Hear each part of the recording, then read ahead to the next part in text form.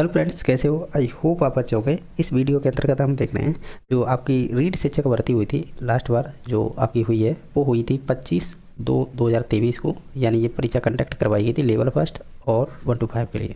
तो इसमें ये परीक्षा हुई थी रीड मेन एग्जाम के नाम से हुई थी, जिसमें आपके हम इस वीडियो के अंतर्गत ये भी बताते हैं हम बात क्या करने वाले हैं। ये आपका सिलेबस था रीड मेन एग्जाम का, ठीक है, जिसमें आपके 300 का पूर्णांक था, 150 क्वेश्चन पूछे गए, 2.5 घंटे का समय था, 1/3 नेगेटिव मार्किंग थी, जिसमें से आपने 3 गलत कर दिए, 1 सही कर दिया तो आप बराबर हो जाएंगे ना। तो आप कह सकते हैं जो आपने सही किया वो बराबर हो जाएगा 3 गलत करने पर, ठीक है। इसमें हम पहले देख लेते हैं जो मैथ से संबंधित कौन कौन से टॉपिकों से क्वेश्चन बने हैं और सिलेबस क्या था। मैथ से 5 क्वेश्चन आएंगे, ठीक है। मैथ से 5 क्वेश्चन आएंगे केवल सब्जेक्टिव। जो 5 क्वेश्चन होंगे वो 10 अंक के होंगे, क्योंकि प्रत्येक क्वेश्चन है वो कितने मार्क्स का है, 2 का, तो इस वजह से ये 10 है। और ये टॉपिक लगते हैं आपके, देखा जाए इन्हें अगर टॉपिकों को गिना जाए तो ये हो जाते हैं आपके 8 टॉपिक। 8 टॉपिकों में मोस्टली है जो आप पात्रता परीक्षा देते हैं ना, उसमें 30 क्वेश्चन आते हैं, मोस्टली वही टॉपिक हैं ये, ठीक है। तो जैसे इसमें से जो क्वेश्चन बना था, एक तो अभाज्य संख्याओं को लेकर पूछा गया था, ठीक है। बाकी गणितीय मूल सक्रिया से क्वेश्चन बना था गुणा को लेकर, तो ये क्वेश्चन यहाँ से आ गया। इसके अलावा रेखा और कोण से 2 क्वेश्चन आए थे, ये 4 क्वेश्चन तो ये हो गए। एक क्वेश्चन मुझे अभी ध्यान नहीं आ रहा है, मैं जब क्वेश्चन कराऊंगा तब बता दूंगा, ठीक है। तो ये हो जाएंगे और क्या बोलते हैं आपके बाकी है ये टॉपिक हैं, आप रीड पात्रता करेंगे ना, उसमें भी ये सभी टॉपिक हैं। लेकिन उन्होंने एग्जामिनर ने ना तो प्रतिशत से पूछा, न लाभ हानि, सरल ब्याज, चक्रवृद्धि ब्याज, ना ये गुणनखंडों से एलसीएम एचसीएफ भी नहीं पूछा, ना इसमें समतल आकृतियों के परिमाप क्षेत्रफल से पूछा, ना ये 3D से पूछा किसी से भी। यानी ओवरऑल देखा जाए तो उन्होंने ये सिंपल से क्वेश्चन बना दिए थे। इसकी पेडागोजी और देख लीजिएगा मैथ की, जहाँ से आपके 4 क्वेश्चन पूछे जाएंगे। एग्जामिनर भी बताऊंगा आपको एक चीज़ कि यहाँ पे आपको 4 क्वेश्चन पूछने थे, तो ये 8 अंक के हो जाएंगे ना इस प्रकार। लेकिन यहाँ पर क्वेश्चन उसने 6 पूछ लिए शिक्षण विधियों से, मैं आपको बताऊँगा प्रूफ। जैसे शिक्षण विधियाँ से कोई क्वेश्चन नहीं था, गणित के शिक्षण के उपागम से एक क्वेश्चन आया था, और शिक्षण की चुनौतियों से एक क्वेश्चन आया था। यानी जो गणित शिक्षण होता है उसमें चुनौती कौन कौन सी होती है उससे एक क्वेश्चन था, और सहायक सामग्री से आपके 2 क्वेश्चन थे, और मूल्यांकन से एक क्वेश्चन था, और जो निदानात्मक परीक्षण होता है ना, यहाँ पर शिक्षण लिख रखा है लेकिन उसमें परीक्षण पूछा था, तो यहाँ से एक क्वेश्चन। तो गिन लीजिए 1 2 2 4 और 2 6, ये 6 क्वेश्चन पूछे गए थे। हालांकि हो सकता है कि साइकोलॉजी का पोर्शन भी जुड़ा हुआ था उसके साथ, तो उसके 10 क्वेश्चन आने थे, तो 10 आने थे तो हो सकता है उससे। लेकिन साइकोलॉजी के डायरेक्टली ऐसे शिक्षण विधियों से क्वेश्चन नहीं बनाता है, वो मोस्टली ये बनाता है कि जो साइकोलॉजी में टॉपिक दे रखे हैं उन्हीं से, उसमें शिक्षण विधियाँ नहीं होती हैं। हालांकि फिर भी एग्जामिनर है उसने किस तरीके से बनाया वो जाने, लेकिन ओवरऑल मैं बता रहा हूँ कि ये पैटर्न के आधार पर क्वेश्चन पूछे गए। अब हम देख लेते हैं क्वेश्चन, सिंपल सा है क्वेश्चन, देख लेते हैं जिससे कन्फर्म हो जाएगा। जब हम इस पेपर को स्क्रॉल डाउन करते हुए, और जैसा कि आप देख पा रहे होंगे 95 नंबर क्वेश्चन है जो पहला ही मैथ से बना था। ये दे रखा है यदि 395 इंटू एक्स बराबर 2765 है तब एक्स की वैल्यू ज्ञात कीजिए। तो सिंपल है, आप खुद भी निकाल सकते हैं। कैसे? ये मल्टीप्लाई में, तो हम फिर एक्स की वैल्यू निकालेंगे तो ये 2765 बटे आपके 395 हो जाएगी। इसे 5 से काटेंगे, इसे भी 5 से काटेंगे, तो ये हो जाएगी परम 25, ये परम 25, 5 15, और नीचे 5 से काटेंगे तो 5 7 35 और 9 5 45। तो आप है ये काम कीजिएगा ऐसी इस, अब देखो हमें कन्फर्म तो नहीं है इसमें कि हमें या तो भाग दे के देखना पड़ेगा वो ऐसी कौन सी संख्या थी दोनों को काटे। तो आप एक काम कीजिएगा कि नीचे की संख्या में किससे गुणा करें कि 3 आ जाए पीछे, तो आप 7 से गुणा कर दीजिए। 7 9 63 होती है, तो लगभग में आपका आंसर यही हो जाएगा फिर, क्योंकि आप गुणा कर लीजिएगा। 7 7 49 और 6 कितने होते हैं 55, तो ये आ गया 553। तो यानी इससे ये 7 बार कट जाएगी। एक तो ये लॉजिक है, ये तो बेसिक है, कहा है कि इसे ऑप्शन से भी कर सकते थे आप। इस जगह एक्स पर जैसे सीवर रखेंगे तो मल्टीप्लाई करके देख लीजिएगा, इससे करेंगे तो डायरेक्टली यही मान आ रहा है, तो ये भी राइट आंसर है। 1/7 इसलिए नहीं होगा, इसका इससे गुणा करेंगे, यानी एक्स की वैल्यू 1/7 रखेंगे तो मान कम हो जाएगा। ये हो ही नहीं सकता है कि 2765 आ जाए। अगर इस 2370 से गुणा करेंगे तो संख्या बहुत बड़ी आएगी, तो ये हो नहीं सकता। बाकी 3160 सबसे बड़ी संख्या थी, इससे गुणा करेंगे तो ये तो कभी आ ही नहीं सकता, यानी बहुत बड़ी संख्या आएगी। तो इस वजह से इसे अब देखा जाए तो आप ऐसे भी नहीं कह सकते इसे बेसिक से करना, कैसे भी सिंपल क्वेश्चन था तो आप किसी भी आधार से करते हैं तो हो ही जाता, ठीक है। अब नेक्स्ट क्वेश्चन नंबर देख लेते हैं जो आपका मैथ से बना है। ये 99 नंबर क्वेश्चन है, जैसा आप देख पा रहे होंगे। इस क्वेश्चन में क्या पूछा है कि एक संलग्न आकृति में यदि ए बी समानांतर सी डी है तो एक्स की वैल्यू क्या होगी। यानी जो रेखा है ना ये वाली ए से बी की तरफ जा रही है, तो इसके समानांतर सी डी है, समझ रहे हो ना। तो अब क्या है देखो, हालांकि ये सिंपल क्वेश्चन है, जब आप रेखागणित पढ़ते हैं तो यही चीज़ें समझाई जाती हैं शुरुआत में, ठीक है। और उन्होंने इसी से बना लिया। वैसे हर बार से यही इसी से संबंधित क्वेश्चन पूछता है। तो आप देखिएगा जो ए पर है ये अंदर की साइड 80 कोण बन रहा है, हमें एक्स की वैल्यू ये वाली ज्ञात करनी है, और देखा जाए तो सी पर 20 डिग्री का कोण बनना है, ठीक है। ये समानांतर है, यानी आप इसे ऐसे मिलाएंगे ना तो ये समानांतर है। अब हो सकता है मेरा पेन ऊपर नीचे हो रहा हो, लेकिन ये समानांतर है, ठीक है। ये दोनों रेखाएं समानांतर। तो आप एक काम कीजिएगा, यहाँ पर भी जो एक्स कोण है यहाँ पर भी एक समांतर रेखा काल्पनिक खींच सकते हैं ना, रेखागणित में ऐसा चलता है। तो इसे खींचेंगे तो इसे क्या हो जाएगा, आप कहेंगे इसे आंसर कैसे आ सकता है। देखो कि इसका ये कोण ये उल्टी जेड जैसा ये निशान बनता है, तो नीचे तौर से ये एकांतर कोण होते हैं। एकांतर कोण का मतलब होता है कि ये 80 है तो नीचे तौर से ये भी 80 होगा। अब इसी प्रकार नीचे वाले को देखिएगा, ये सी है ना, सी से डी की तरफ ये रेखा जा रही है। अगर आप इसे उल्टी साइड लाएंगे इधर, फिर ऊपर जाएंगे, फिर इधर साइड आएंगे, तो कहीं ना कहीं ये भी तो आपके एकांतरी कोण हो रहे हैं, तो ये भी 20 हो जाएगा। तो 80 ऊपर था, 20 नीचे है। टोटल कोण का मान कितना हमें पूछा था, तो ये टोटल कोण x बराबर 100 डिग्री आ जाएगा, ठीक है। तो ऑप्शन नंबर डी हो जाएगा। और भी लॉजिक हो सकते हैं, ज़रूरी नहीं है जो मैंने बताया यही, इसके अलावा अन्य लॉजिक भी इसमें लग जाएंगे, लेकिन जो आपको सुविधाजनक लगे करने के लिए सॉल्व, तो वो अपना लीजिएगा और राइट आंसर आना चाहिए अपना, तो ठीक है। अब नेक्स्ट क्वेश्चन नंबर है जो मैथ से पूछा है, जो क्वेश्चन नंबर है 107 नंबर। देखिए ये मैं कह नहीं रहा था कि रेखागणित से आपके रेखा और कोण से 2 क्वेश्चन बने हैं। तो अब एक तो हमने किया था 107 नंबर, सॉरी 99 नंबर क्वेश्चन किया था, तो अब कर रहे हैं हम 107 नंबर क्वेश्चन। तो इसे देखिएगा, इसमें कह रहा है कि दी गई आकृति में यदि पी क्यू के समानांतर, यानी इसके समानांतर है आर एस, ये वाली है, तो एक्स की वैल्यू ज्ञात कीजिएगा। अब एक काम कीजिएगा, ये जो कोण है ना, ये जो कोण है ये दोनों क्या हो जाएंगे, शीर्षाभिमुख हो जाएंगे, तो ये बराबर हो जाएंगे। तो यानी यहाँ पर जो 3x - 20 है ना, ये यहाँ पर आ जाएगा। अब एक चीज़ ध्यान रखना, क्या रखना है कि जब हम कोई भी समानांतर रेखा हो, अगर उसकी एक साइड यानी इधर की साइड और वो भी अंतराभिमुख कोण होते हैं, तो इनका योग होता है वो 180 होता है, आपने पढ़े होंगे ये। तो आप है 2x - 10 और ऊपर की साइड कितना आ जाएगा 3x - 20। अगर इन दोनों का योग है 180 के बराबर कर देंगे तो हमें x की वैल्यू आ जाएगी निकल के, यही पूछा था हमें। तो हम क्या करेंगे, हम ये करेंगे कि 3x - 20, ठीक है, प्लस 2x - 10, ये डिग्री है, ठीक है, ध्यान रखना है। तो ये बराबर 180 के हैं, क्योंकि एक तरफ बने अंतःभिमुख कोणों का योग 180 होता है, ठीक है। अब देखो 3x और ये 2x, तो ये कितनी हो गई 5x, और ये माइनस की 20 है, माइनस की 10 है, तो ये नहीं जोड़ेंगे तो माइनस की 30 हो जाएंगे, बराबर है 180। 5x बराबर ये -30 है ना, इधर 75 करेंगे तो ये 210 हो जाएगी, क्योंकि ये प्लस हो जाएगी ना, 180 की तरफ जाएगी 75 होके, तो ये आ गया 210। तो हमें x की वैल्यू ज्ञात करनी थी, तो 210/5, तो ये हो जाएगा 4 पंजे 20, 5 दूनी 10, यानी 42 डिग्री, सॉरी 42 डिग्री निकल के आया किसकी, x की वैल्यू। हमें यही पूछा था, x का मान ज्ञात कीजिएगा।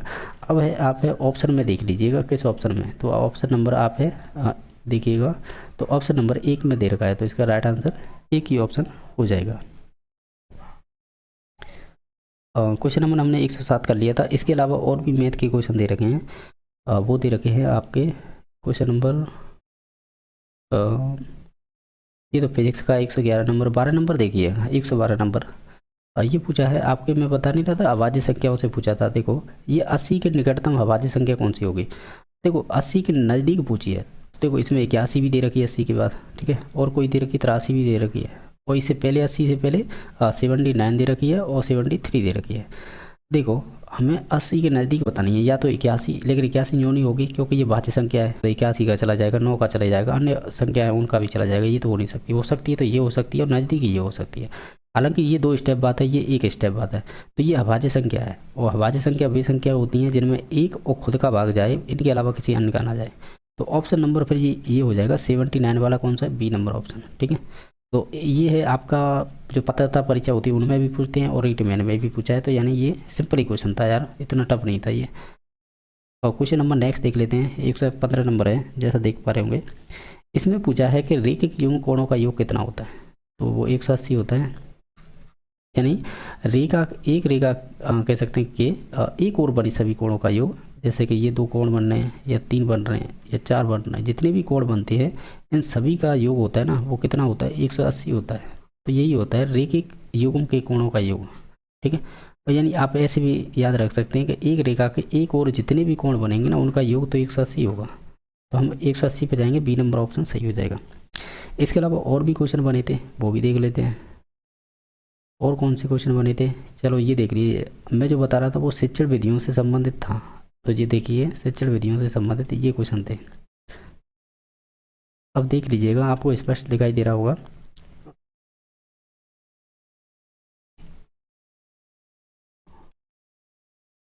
अब क्वेश्चन नंबर 116 देखिए ध्यान से।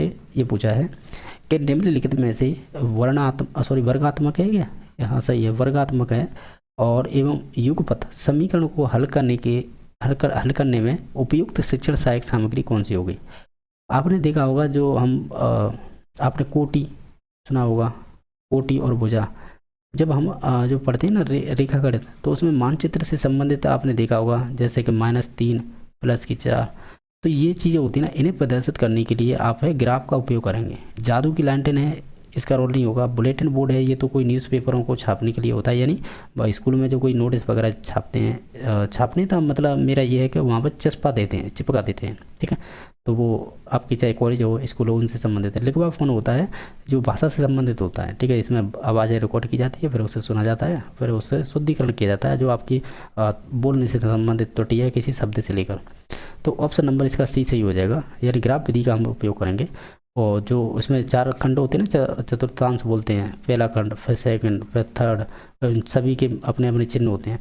तो कहीं ना कहीं ये उन्हीं से संबंधित था। हालांकि ऐसा क्वेश्चन पहले मैंने देखा नहीं है, फिर भी पूछा है, तो इसका ऑप्शन नंबर सी सही हो जाएगा। क्वेश्चन नंबर नेक्स्ट है, ये भी देखो, ये भी शिक्षण विधियों से संबंधित था। कह सकते हैं शिक्षण विधि का मतलब ये है सहायक सामग्री में पूछा है ये क्वेश्चन। और नेक्स्ट क्वेश्चन नंबर है 117 नंबर। ये कह रहा है कि आपकी कक्षा के कुछ विद्यार्थियों का गणित के प्रति नकारात्मक दृष्टिकोण है, आप इसे दूर करने के लिए क्या करेंगे। आपको ऑप्शन ये दे रखे थे, यानी आप शिक्षण विधियों में सुधार करेंगे या निराश विद्यार्थियों को मुंह मोड़ने लगेंगे। तो ये तो नेगेटिव पॉइंट है, ये होगा नहीं। सूक्ष्म से स्थूल की ओर सूत्र का उपयोग करेंगे, तो ये भी तो चलो छोड़ देते हैं और भी देख लेते हैं। उनसे नई आयाम स्थापित करने के लिए कहेंगे, ठीक है। जब आपको पढ़ाया गया है और मतलब ये है कि गणित से नकारात्मक कैसे कर रहे हैं, दृष्टिकोण रखते हैं। आपकी कक्षाओं कुछ विद्यार्थी गणित के प्रति नकारात्मक दृष्टिकोण रखते हैं, तो हम ये कहेंगे अगर नकारात्मक दृष्टिकोण रख रहे हैं तो उनके लिए हम शिक्षण विधियों में सुधार करेंगे। जो हम पढ़ाते हैं तरीका है ना, उससे बच्चे है क्या है, नकारात्मक दृष्टिकोण रख रहे हैं, तो निश्चित तौर से आपको शिक्षण विधियों को जो नए तरीके है, टेक्निक है, उन्हें अपनाना चाहिए, जिससे कि बच्चे रुचि लेना मैथ में स्टार्ट कर दें, ठीक है। तो ऑप्शन नंबर ए सही हो जाएगा। हालांकि ये क्वेश्चन अच्छा पूछा था उन्होंने, ठीक है। इसमें कहीं ना कहीं एक क्वेश्चन ऑप्शन डाल के ना, ये सूक्ष्म से स्थूल की ओर, ये कन्फ्यूज कर गया था। तो यानी सी और ए, जिनमें से बेस्ट ऑप्शन होगा आपका ए नंबर ऑप्शन। क्योंकि आप किसी भी चीज़ को अगर टुकड़ों में पढ़ाएंगे ना, यानी सूक्ष्म से स्थूल यानी टुकड़ों में पढ़ाते हैं, फिर भी ठीक है, क्योंकि उससे बच्चा जल्दी सीख जाएगा। फिर जो भी व्यापक रूप होता है उसे समझा दीजिएगा, ये भी लॉजिक ठीक है। अब बात यह है कि हमें तो अप्रोप्रिएट छांटना था, और हालांकि ऑप्शन ए सही होगा। अपनी शिक्षण विधियों में सुधार करेंगे जो पढ़ाने के तरीके हैं। अब क्वेश्चन नंबर नेक्स्ट देख लेते हैं। ये 2018 का पूछा हुआ क्वेश्चन है। ये आपके इसी ने पूछा था, रीट हुई थी 2018 में। ये उस क्वेश्चन को मॉडिफाई करके पूछ लिया है। ये बोर्ड चेंज हुआ है, यानी ये से पहले है BSER बोर्ड कराता था इन परीक्षाओं को, ठीक है। अब करा रहा है आपका ये RSSB, अधीनस्थ बोर्ड बोलते हैं। तो उसने ये क्वेश्चन को मॉडिफाई करके पूछा है। अब इनमें सभी ऑप्शनों को पढ़ लीजिएगा, आपको क्या लगता है वो देख लीजिएगा। हम ये कहेंगे कि जो आपके मानक संबंधित मूल्यांकन में जो निर्देशन के अंत में परीक्षण का उपयोग किया जाता है उसे योगात्मक मूल्यांकन कहते हैं। ये बात बिल्कुल सही है, ठीक है। यानी जो आपके नॉन रेफरेंस एवोल्यूशन होते हैं वो आप है test use at the end of instruction, इसे सुमेरेटिव आप है एवोल्यूशन बोलते हैं। ये कथन बिल्कुल सही हो जाएगा। हालांकि इसमें और भी ऑप्शन दे रखे थे, जैसे कि ये मानदंड संबंधी मूल्यांकन निर्देशन के दौरान परीक्षण के दौरान की बात आ जाती है ना, तो ये यहाँ पे फॉर्मेटिव हो जाता है, फॉर्मेटिव असेसमेंट, तो ये तो होगा नहीं। बाकी मानक संबंधी मूल्यांकन निर्देशन के दौरान परीक्षण का उपयोग किया जाता है उसे संरचनात्मक, हालांकि ये हो सकता था, लेकिन ये मानक संबंधित नहीं होगा, ठीक है। इसमें तो शिक्षण प्रक्रिया के दौरान होता है, ये निर्देशन की तो बात ही नहीं आती इसमें। निर्देशन परीक्षण का उपयोग करेंगे ऐसा कोई नहीं होता है, ठीक है। बाकी ये मानदंड संबंधी मूल्यांकन में निर्देशन के अंत परीक्षण का उपयोग करते हैं उसे संरचना, तो ये भी गलत है।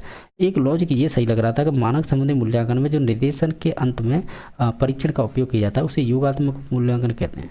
ठीक है, यानी वर्ष के लास्ट में किया जाता है। ये क्वेश्चन अच्छा लगा था मुझे, जो अच्छा पूछा गया था इन्होंने। ठीक है, अब नेक्स्ट क्वेश्चन नंबर देख लेते हैं। क्वेश्चन नंबर 120 है, चित्रों को आवश्यकता अनुसार बोर्ड पर चिपकाकर कच्चा कच में प्रदर्शित किया जाता है, इसे क्या कहते हैं?